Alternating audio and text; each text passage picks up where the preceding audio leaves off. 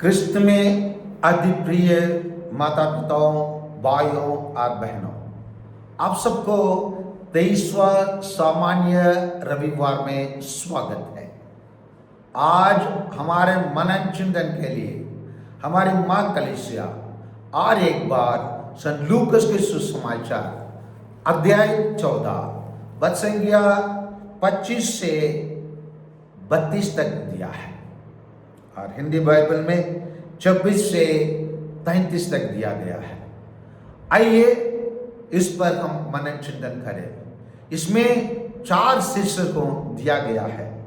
वो है आत्मत्याग, मीनार बनाने वाला का दृष्टांत, युद्ध करने वाला राजा का दृष्टांत, नमक का दृष्टांत। आइए इन सभी दृष्टांतों से प्रभु यीशु हमें क्या शिक्षा देना चाहते हैं, हमारे जीवन में क्या परिवर्तन लाना चाहते हैं, उसी पर थोड़ा मनन चिंतन करें। ये पर कहा जाता है ईसा के साथ साथ एक विशाल जनसमूह चल रहा था। उन्होंने मोड़कर लोगों से कहा, यदि कोई मेरा पास आता है और अपने माता पिता, पत्नी, संतान, भाई बहनों और यहाँ तक कि अपने जीवन से बाहर नहीं करता तो वो मेरा शिष्य नहीं हो सकता। जो अपना क्रूस उठाकर मेरे अनुसरण नहीं करता वो मेरे शिष्य नहीं हो सकता। यहाँ पर प्यारे भाइयों बहनों, माता पिताओं एवं बच्चों, यहाँ पर हम देखते हैं प्रभु यीशु अपने शिष्य कैसे बनना है। ये दुनिया के अन्य धार्मिक नेताओं से प्रभु यीशु जिस प्रकार उसका शिष्य बनना है उसका परिभाषा अलग है। प्रभु यीशु एक अलग अर्थ, एक अलग रूप रंग देते हैं। एक शिष्य वो कौन हो सकता है। यहाँ पर प्रभु यीशु जब बताते हैं कि यदि कोई मेरे पास आता है वो अपने माता पिता, पत्नी, संतान, भाई बहन, यहाँ तक अपने जीवन से बाहर करने के लिए वो बताता है। प्रभु यीशु बाहर करने के लिए क्यों बताता है? इसका मतलब ये सब बेकार है क्या? नहीं। प्रभु यीशु ये बताता है बाहर करना मतलब, घृणा करना मतलब, तो मतलब यही है। तो प्राथमिकता, पहले प्राथमिकता प्रभु यीशु के लिए और पिता ईश्वर के लिए देने के लिए कहते हैं। अभी ऐसे करने से ही एक व्यक्ति एक पूर्ण शिष्य बन सकता है।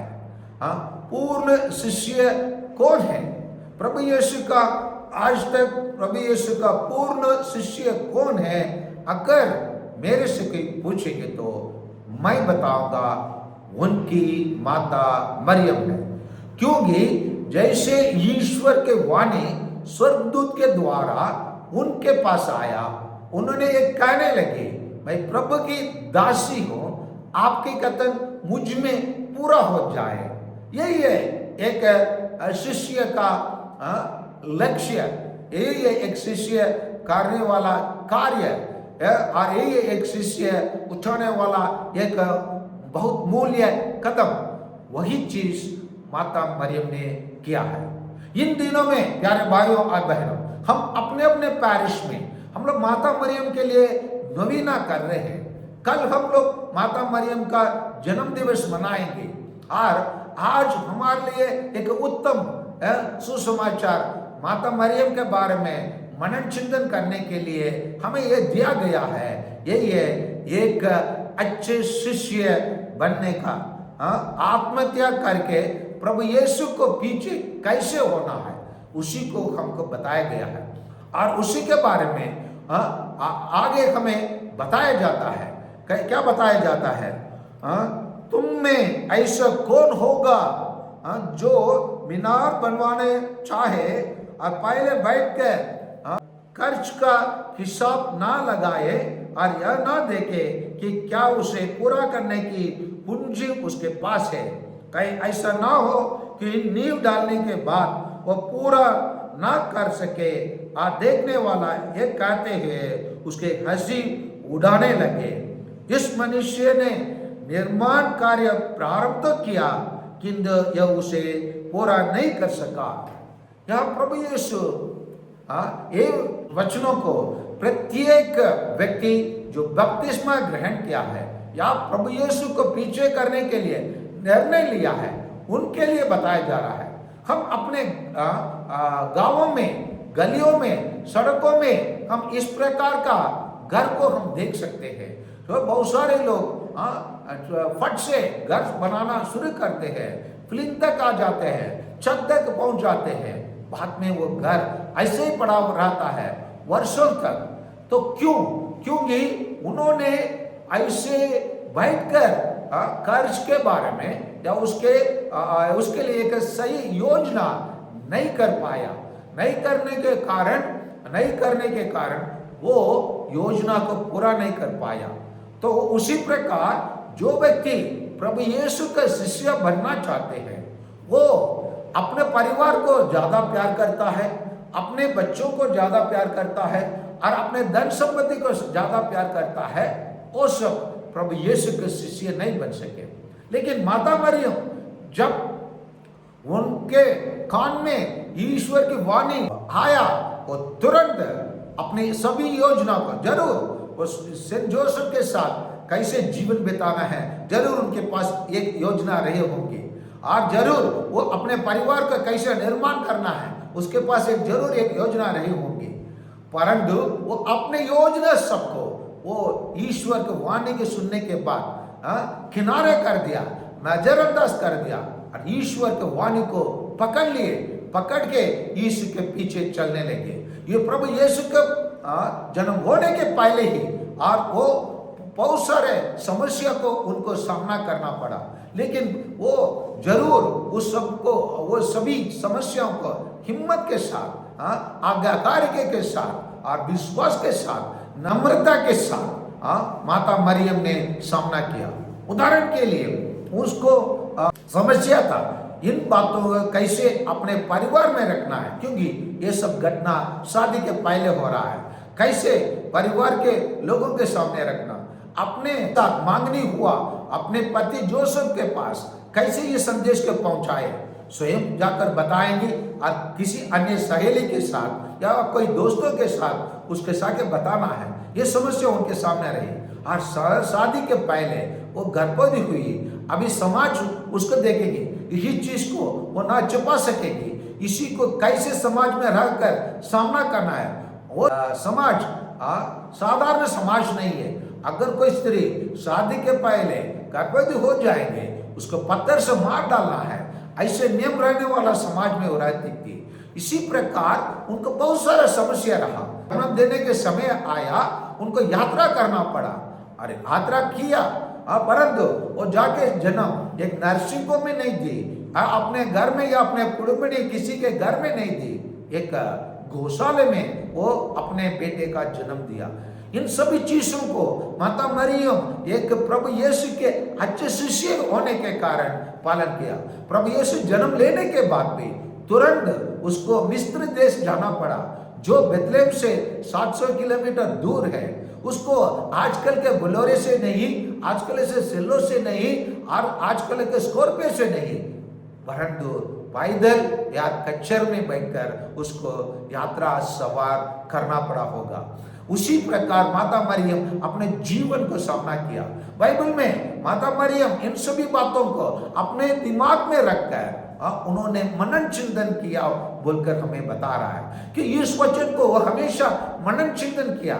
इसीलिए संत लूकास के सुसमाचार अध्याय 11 वचन संख्या 28 प्रभु यीशु स्वयं अपने मां के बारे में बताते हैं। यही उचित है कि उन्होंने जो इस वाणी को सुना उसके अनुसार अपने जीवन को बिताया। हाँ प्यारे भाइयों और बहनों, हम माता मरियम इस वचन को सुनी है, इस वचन के अनुसार चली है। इसलिए मैं माता मरियम को कहूंगा कि वो सबसे पहले प्रथम प्रभु यीशु का शिष्य है। और प्रभु यीशु का शिष्य केवल नहीं है, और वो प्रथम ईसाई है। और पूर्ण रूप से अगर कोई व्यक्ति प्रभु यीशु का आज तक उत्तम शिष्य बनना प्रभु यीशु का मैं कहूँगा केवल माता मरियम है। आप प्रभु यीशु का पूर्ण रूप से एक अच्छे ईसाई कहने योग्य व्यक्ति कोई बना है तो वही है माता मरियम। जैसे हम माता मरियम को इन दिनों में हम याद करते हैं, सम्मान देते हैं, हम माता मरियम के अनुसार हम जीवन जीना सीखना चाहिए। क्योंकि माता मरियम ने जो कहा, देखो मैं प्रभु की दासी हूँ, आपके कदम मुझ में पूरा हो जाए, उसी को माता मरियम, जैसे इंग्लिश में कहेंगे womb to tomb, मतलब प्रभु माता मरियम के गर्भ से और धरती के गर्भ में जाने तक माता मरियम प्रभु यीशु को शिक्षा को पालन किया, प्रभु यीशु को पीछे किया। इसीलिए अगर कोई व्यक्ति प्रभु यीशु के पीछे होना है तो वो उसको अपना कीमत देना ही पड़ेगा। इसीलिए यहाँ प्रभु यीशु ये कहते हैं, तुम में ऐसा कौन होगा जो मीनार बनवाना चाहे और पहले बैठकर खर्चा का हिसाब ना लगाए। प्रभु यीशु को पीछे करना है तो इन सभी चीजों को त्याग करने का योजना कदम उठाने की आवश्यकता है। वही प्रभु यीशु को पीछे करने के लिए माता मरियम ने किए। अगर नहीं करेंगे तो यहाँ बताया जाता है नमक के दृष्टांत के द्वारा, नमक अच्छी चीज है, उसको मैं कहूंगा ईसाई अच्छी व्यक्ति है, किंतु यदि वह स्वयं अपना गुण खो देता है, यदि वह अपना गुण, यदि नमक अपना गुण खो देता है तो वह किसी से झोंका जाएगा। अगर एक व्यक्ति, एक ईसाई ना रहे, प्रभु यीशु के शिक्षा को पालन नहीं करे, वो उससे क्या महत्व है? वह ना तो जमीन के लिए किसी काम का रह जाता है, ना खुद के लिए, ना तो इस संसार के लिए कोई व्यक्ति के रूप में जाना जाएगा, ना स्वर्ग राज्य के लिए वो नागरिक बन सकता है। वो क्या बनेगा? लोग उसे बाहर फेंक देंगे। वही ईसाई को प्रभु यीशु ईश्वर, पिता ईश्वर नरक में फेंक देंगे। इसीलिए आइए प्यारे भाइयों और बहनों, आप और मैं अपने आप को एक ईसाई कहे, चले हम प्रभु यीशु के समान क्रूस पर मरने के लिए, क्रूस उठाकर प्रभु यीशु के पीछे चलने के लिए तैयार हो जाए। वही है आज का सुसमाचार का सारांश। प्रभु यीशु आज हमें बुलाता है उनके समान पूर्ण रूप से बनने के लिए, माता मरियम जैसे पूर्ण रूप से बनने के लिए, एक अच्छा ईसाई बनने के लिए, एक अच्छा आदर्श जीवन जीने के लिए, प्रभु यीशु के समान, माता मरियम के समान हम लोगों को जीवन निर्माण करने के लिए, अपना जीवन का खर्च चुकाने के लिए प्रभु यीशु हमें बुलाते हैं। प्रभु यीशु के पीछे चलने के लिए आइए हम भी माता मरियम के समान वो पूर्ण रूप से उनका शिष्य बने। आमीन।